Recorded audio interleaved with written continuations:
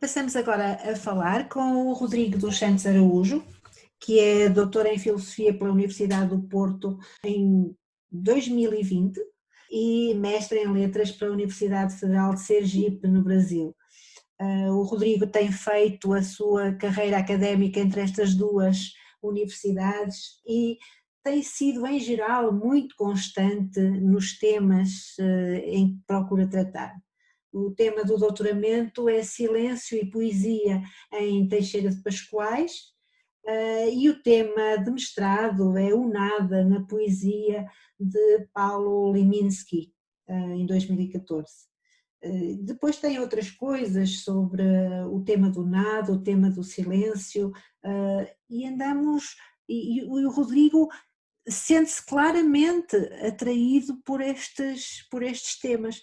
Eu começaria a nossa conversa, Rodrigo, precisamente com esta aparente contradição. Não é falar muito sobre o silêncio. E porquê é que nós devemos falar tanto sobre o silêncio? Ou porquê é que nós devemos dedicar tanto ao nada? Muito obrigado a todos os que estão presentes. É um prazer enorme conversar com vocês, de algum modo dar continuidade a esse diálogo que já travamos e iniciamos desde o início do meu doutoramento no Porto, em 2015. É um prazer. Eu começo com essa questão de que o silêncio sempre foi um tema à margem nas minhas investigações, desde mais ou menos há 10 anos, em que o silêncio sempre esteve um pouco presente, como a Luísa bem resgatou, o tema da minha tese de mestrado, que foi sobre o nada. Eu, nessa época, quando eu me dispus a estudar o nada e, mais propriamente, a forma poética haikai, que é uma forma oriental do século XVI, o silêncio sempre esteve ali, sempre esteve nas bordas das minhas investigações. Eu considero-me um sonhador do tema do silêncio, que só fui ter mais oportunidade quando ingressei no doutoramento e me dispus a escrever uma tese sobre o silêncio em Teixeira de Pascoais. Eu pensei para essa nossa conversa de hoje apenas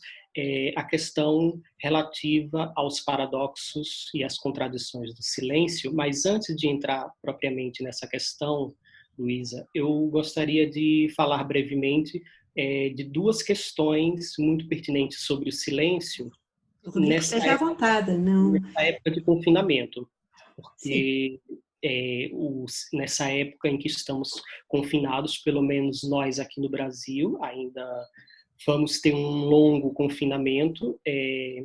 Eu, particularmente, saí de um confinamento para o outro, então estou duplamente confinado, e é um exercício muito interessante porque há uma dificuldade, primeiramente, e essa dificuldade resulta num aprendizado. A dificuldade é de lidar com o silêncio. Né?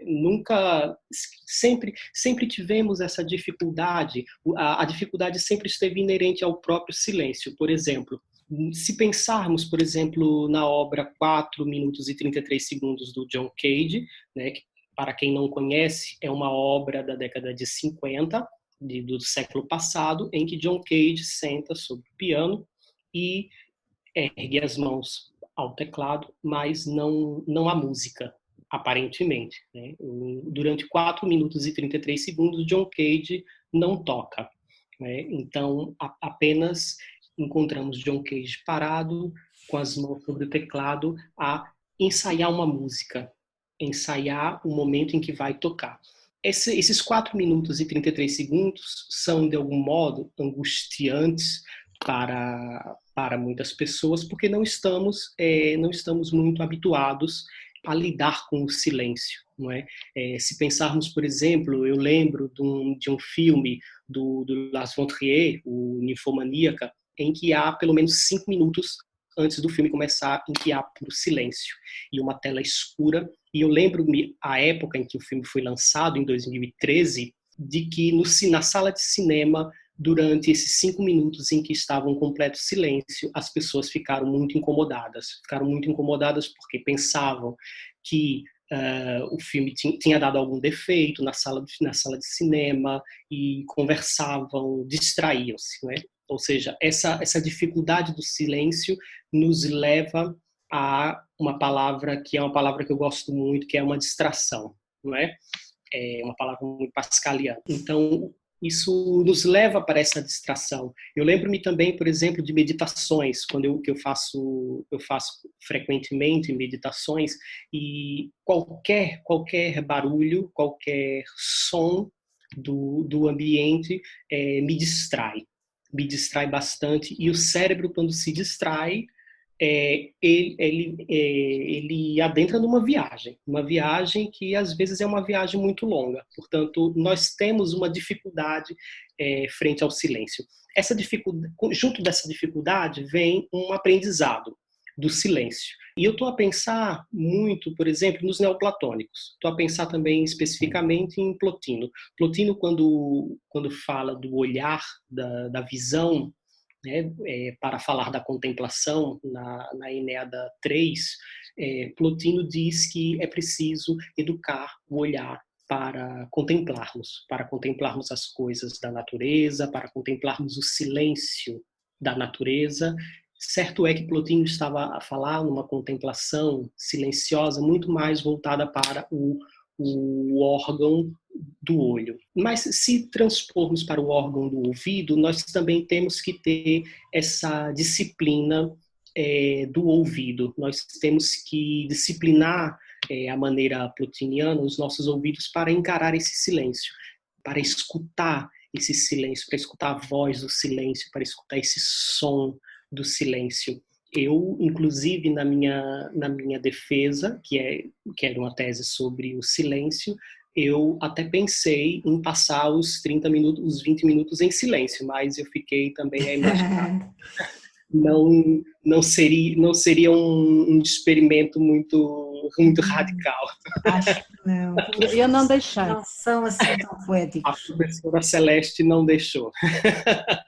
Mas eu queria falar isso porque nessa época do confinamento nós estamos lidando com essa dificuldade e nós estamos lidando com esse aprendizado do silêncio. Por quê? E aí eu vou entrar mais propriamente nessa questão do paradoxo, das contradições, porque quem pode isolar-se e quem pode treinar essa educação do ouvido nessa quarentena, está fazendo. E está sendo uma experiência nova, porque escutar o silêncio nos conduz ou nos envia uma escuta de nós próprios. Mas, ao mesmo tempo, por outro lado, há pessoas que não estão com essa oportunidade, digamos assim, de escutar o silêncio.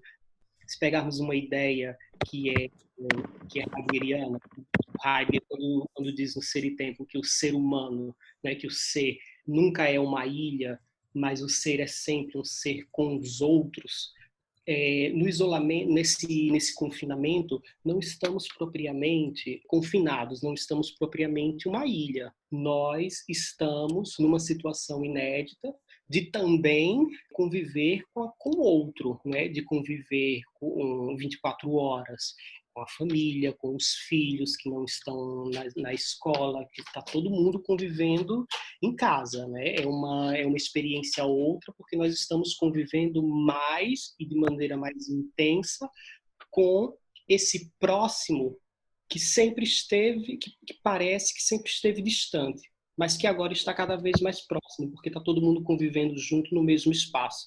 Eu digo isso porque aqui no meu condomínio não há silêncio. Eu fico procurando horas de silêncio, fico procurando na madrugada, inclusive, horas de silêncio para que eu possa finalmente poder abstrair, escutar o silêncio, mas não tem sido fácil encontrar o silêncio porque tá todo mundo em casa, as crianças estão todas em casa e tem sido uma experiência muito difícil para os pais, né?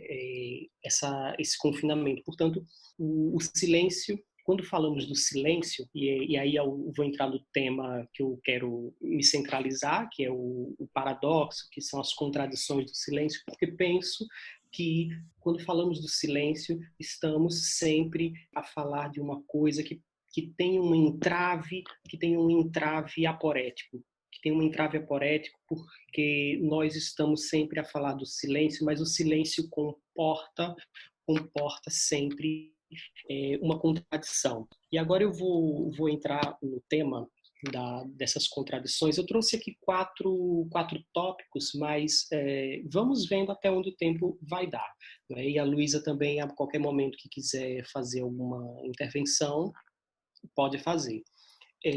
A primeira questão que eu quero destacar nessa nossa conversa para os que não estão muito familiarizados com o tema do silêncio, de certo, a pluralidade do tema do silêncio. Vou só nomear rapidamente. O tema do silêncio é um tema pluridisciplinar, é um tema transdisciplinar, né? Para quem não tem familiaridade com o tema do silêncio, o silêncio é um tema que interessa a muitos campos discursivos, né? Podemos aí falar de filosofia, de literatura, de estudos literários, história, matemática, ciências da religião, cinema, música, enfim, vários campos do saber se interessam pelo tema do silêncio, trabalham com o tema do silêncio. Portanto, nós, quando falamos do silêncio, falamos de um tema que é vasto, e que, naturalmente, tem diversas implicações, né? A segunda questão que eu quero trazer é propriamente essa questão do paradoxo, das contradições. Sempre que falamos do silêncio, é incontornável o paradoxo, ou seja, é incontornável uma pergunta que se sobressai, que a pergunta é: como falar do silêncio, né? Como falar do silêncio se nós recorremos à linguagem para falar desse silêncio? Ou seja, como é que nós podemos falar do silêncio recorrendo ao mesmo tempo à palavra, né? Recorrendo à linguagem? Junto a essa pergunta, nós temos a própria contradição do silêncio. O silêncio, e é por isso que eu afirmei anteriormente que falar do silêncio é sempre entrar num entrave aporético. Por quê? Porque quando nós falamos do silêncio, nós falamos também de algo que é contraditório, algo que tem um movimento dual em si e que não pode ser fixado em apenas uma ideia de maneira que a outra se exclua, né? Ou seja, o próprio silêncio, ele é contraditório. Nós podemos destacar dois efeitos do silêncio, um negativo, outro positivo.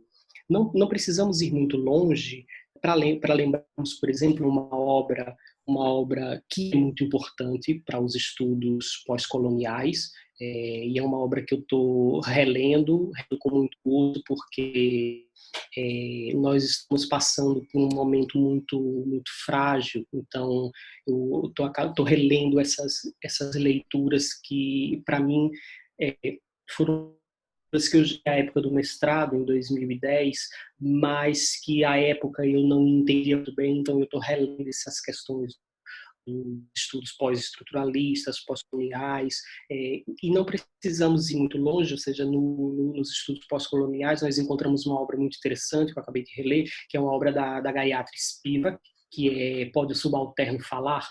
Essa obra é uma obra muito interessante porque nela nós vemos como os subalternos e os marginalizados estão relegados ao silêncio, como os subalternos não têm o direito à fala, né? Os subalternos e os marginalizados não têm o direito à fala porque entre o subalterno e o outro, e a sociedade, o mundo, há sempre um outro que é um mediador. E esse mediador sempre fala pelo subalterno, sempre fala pelo marginalizado. Esse subalterno não tem voz, esse subalterno não tem direito à fala. E entre ele e a sociedade há sempre um mediador que fala por ele, que que digamos assim, o traduz. Né? Ou seja, essa é uma obra de 1985 da Spivak, mas que foi ampliada em 1998. E é uma obra que nos mostra como é que o silêncio ele tem esse efeito negativo, porque há pessoas que não têm o direito à voz, ou seja, o silêncio aqui está num lugar de apagamento, de esquecimento, do silêncio. Falamos aqui do silêncio como impossibilidade da fala, do silêncio como impossibilidade da voz. E falamos também do silêncio como uma qualidade imposta e não uma qualidade escolhida. Exatamente, exatamente.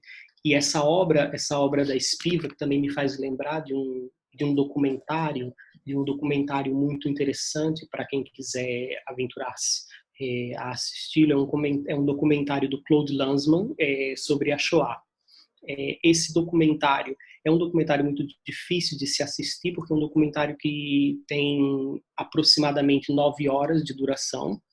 E esse documentário é um documentário com os sobreviventes, com pessoas que sobreviveram ao Holocausto, e inclusive o Lanzmann, que está muito ligado a essa questão. O Lanzmann leva essas pessoas que sobreviveram ao Holocausto, leva de volta aos espaços do Holocausto. Então é um documentário muito difícil se assistir, porque nós temos ali toda aquela paisagem sombria, pesada, daqueles espaços de morte.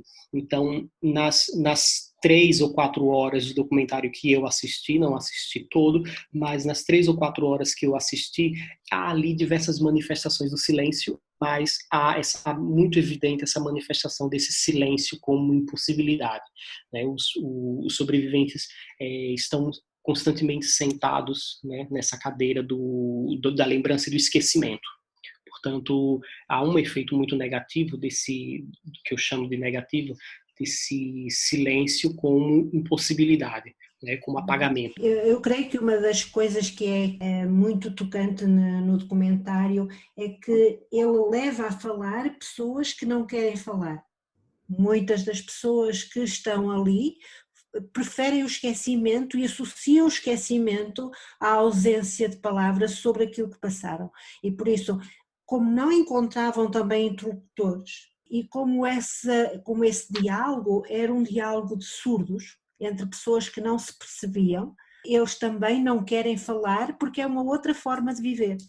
É ainda uma forma de viver falar. E esse é um silêncio que não é nem negativo nem positivo, porque pode ser positivo e negativo, não é?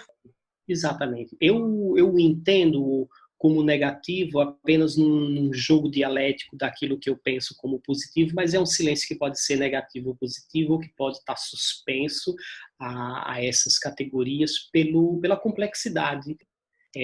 Por outro lado, eu queria destacar uma certa positividade. Eu apenas estou colocando positivo e negativo num jogo dialético para deixar coerente com o paradoxo que eu quero trazer aqui do silêncio. Por outro lado, há uma positividade muito forte no silêncio, porque, ao passo, por um lado, nós temos sujeitos historicamente emudecidos ou um silêncio como impossibilidade. Por outro, o silêncio pode ser visto como um acontecimento. Né?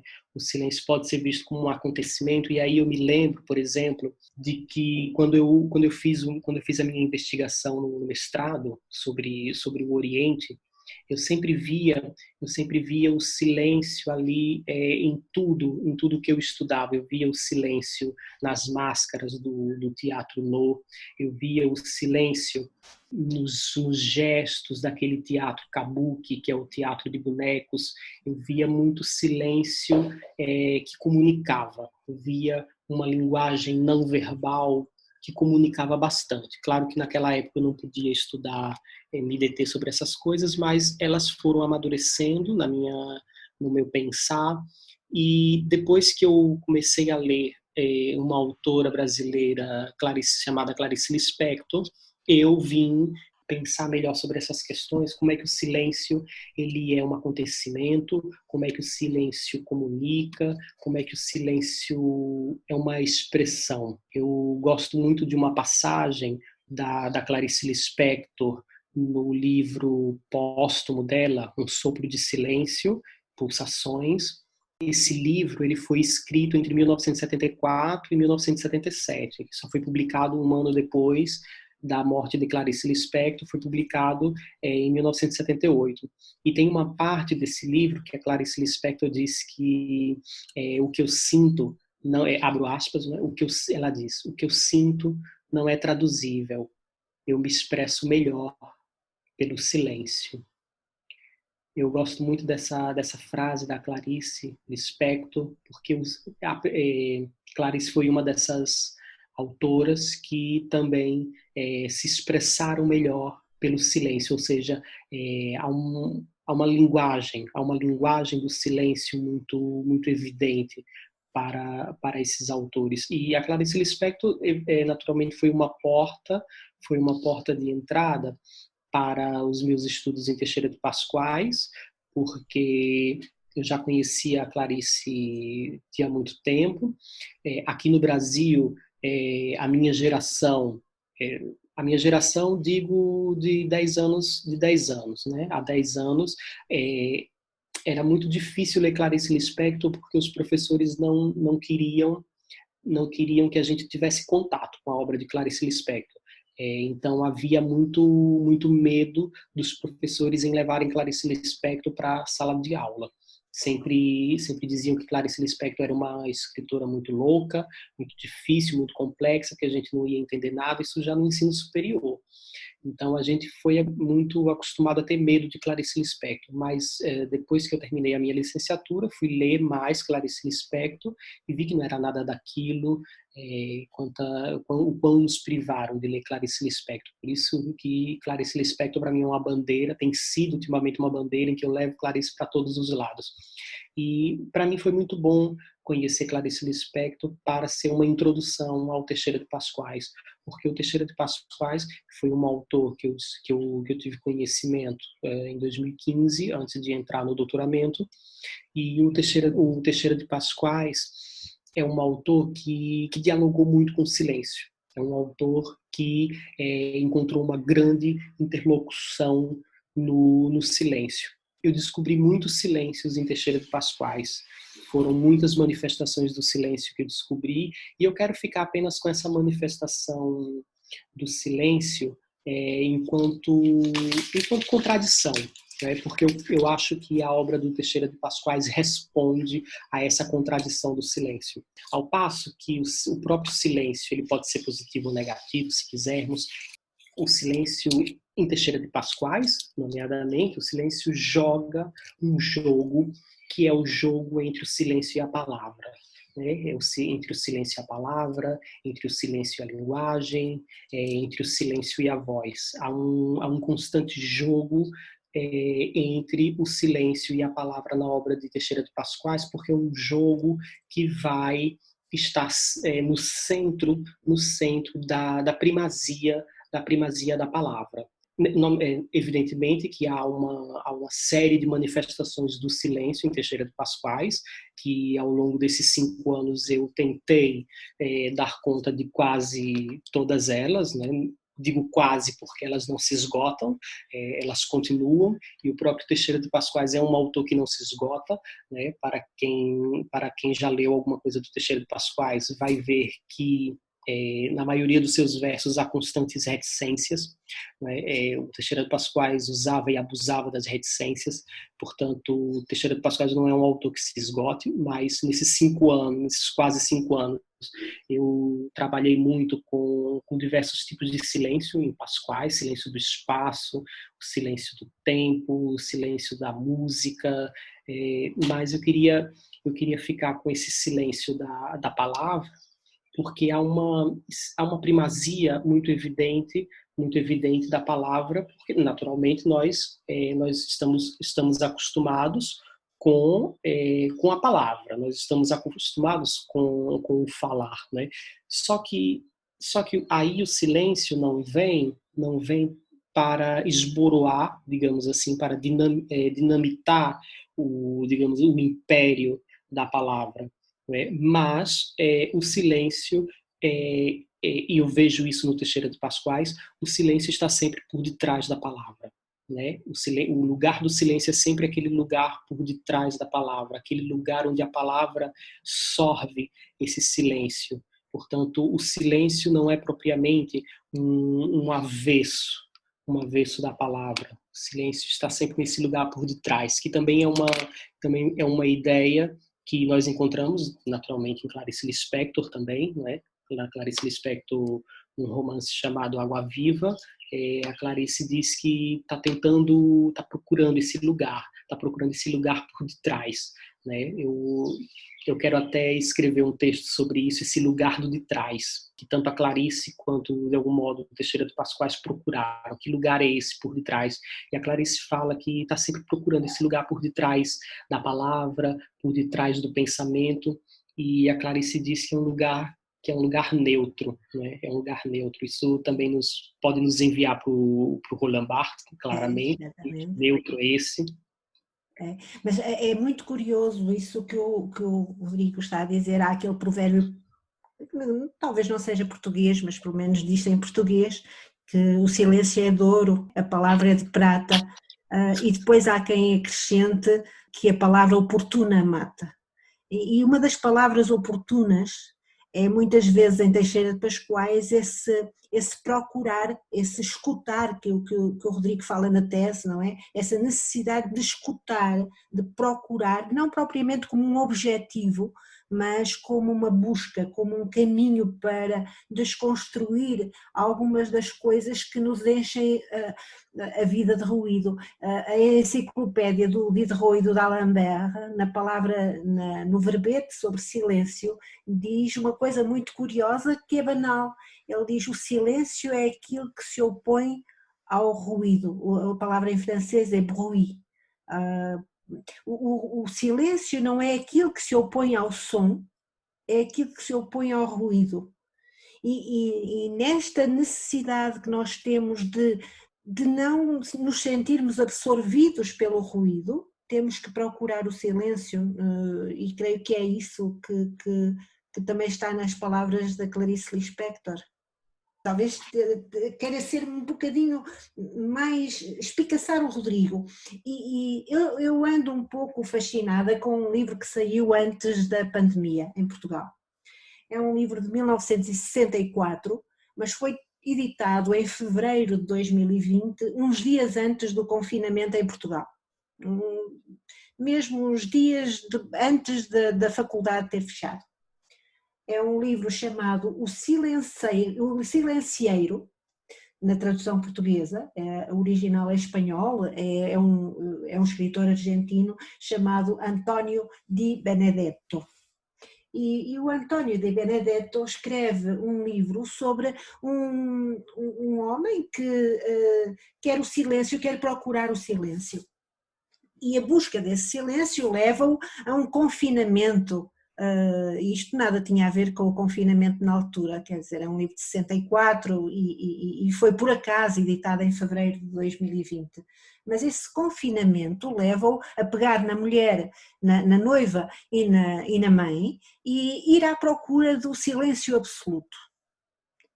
E é um livro extraordinário, é dos livros que eu gosto de Albert Camus, e por isso gosto desta escrita branca, ou desta escrita aparentemente neutra, que também fascinava o Roland Barthes. E esta questão do silencieiro acaba por ser quase venenosa, porque a busca de um silêncio absoluto torna-se quase como sucede aqui, para quem às vezes visitou ou esteve encerrado numas câmaras de reverberantes que existem no Laboratório de Acústica da Faculdade de Engenharia da Universidade do Porto, uma experiência quase traumatizante, porque as pessoas descobrem que o silêncio absoluto é uma coisa aterradora, porque não há. No silêncio absoluto nós ouvimos o nosso coração. exatamente. E, Existe até uma câmara exato. É uma que câmara de ensaios, de reverberamento, existem acho que até três. exatamente. O silêncio absoluto não existe, né? A gente vai escutar sempre alguma coisa se escuta. Eu tenho pensado muito nessa questão, Luísa, mais no sentido do fármaco. Eu acho que o silêncio se parceira muito daquilo que o Derrida chamou de fármaco, né? Chamou não, né? Do que o Derrida leu No platonicamente, Platão. o fármaco, porque o silêncio pode ser tanto um remédio quanto um veneno. Né? É. E na escrita e no texto platônico, esse fármaco, que todos nós, para quem lê o texto, sabe que o fármaco está relacionado com a escrita, está relacionado propriamente com o segredo da escrita. Eu acho que o silêncio tem muito de emparceramento com esse fármaco, de ser remédios e ser também ao mesmo tempo veneno, e muito propriamente com esse segredo. Eu acho que o silêncio guarda sempre um segredo. Nesses 2 minutos que nós temos, eu Sim, vi aqui sim, no Rodrigo. bate-papo alguém citando o Guimarães Rosa. Essa é uma outra questão muito interessante. Como não temos tempo, sugiro um conto do Guimarães Rosa chamado O Recado do Morro.